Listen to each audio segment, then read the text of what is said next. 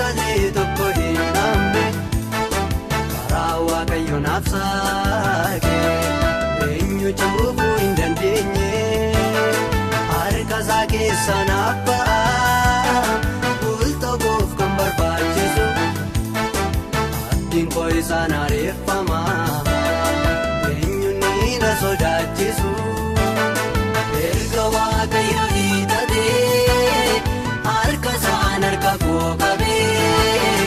wanti naatti irratti hin jiru barbaadeen dhabee manni koo wandaan hin guutu ta'eera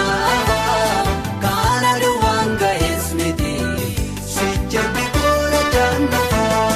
manni koo wandaan hin guutu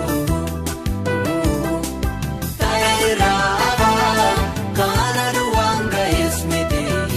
sichatti kola jannafa haleluuyaa haleluuyaa haleluuyaa haleluuyaa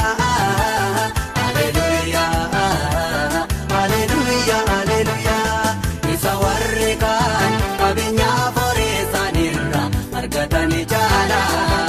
waaqayyo garaa kootiif gammachuu naaf kenneera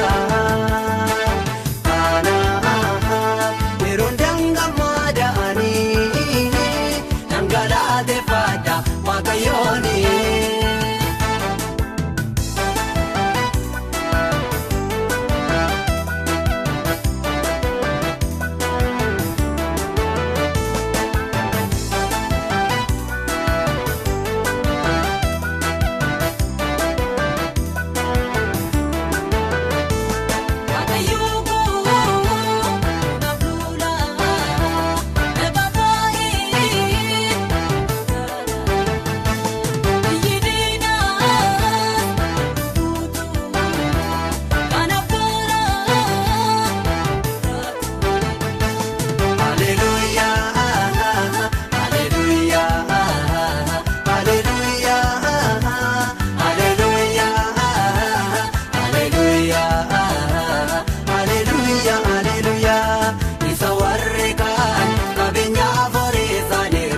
Argatanii jaala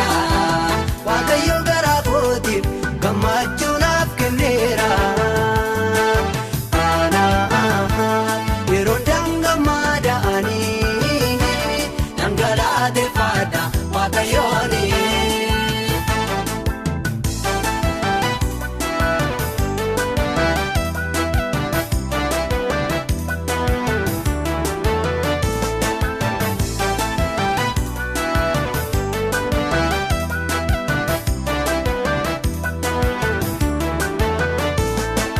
Kan kaadina isaanii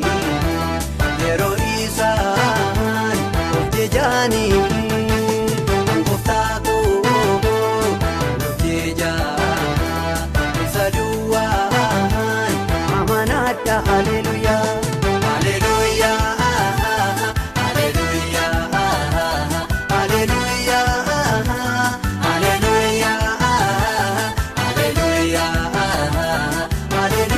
haleluuyaa isa warri kaan qabeenyaa foreessaanirra argatanii jaala waaqayyo garaa kootiif gammachuu naaf kenneera kanaaf yeroon dangammaada'anii dhangalaateeffadha waaqayyooni.